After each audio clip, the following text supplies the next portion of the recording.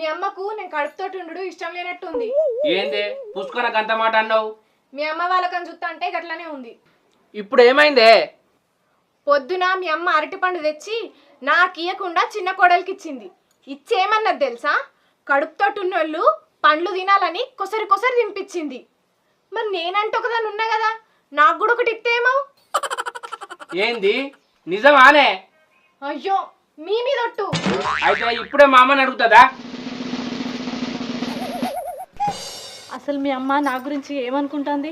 ఉండు అడిగేస్తా. ఇక్కడికి రా మొగడా, నేను చెప్పేది విన ముందుకి ఎక్కడికో ఉరుకుతున్నావు. చెప్పు. మీ అమ్మకు నేను కడుపుతో నుండు ఇష్టం లేనట్టుంది అని నీకు చెప్పిందా? చెప్పాలనా? ఇంకా మీ అమ్మ చేసే పనులు చూస్తే అర్థం అవుతలేదా? ఏం చేసింది? ఏం చేసిందా?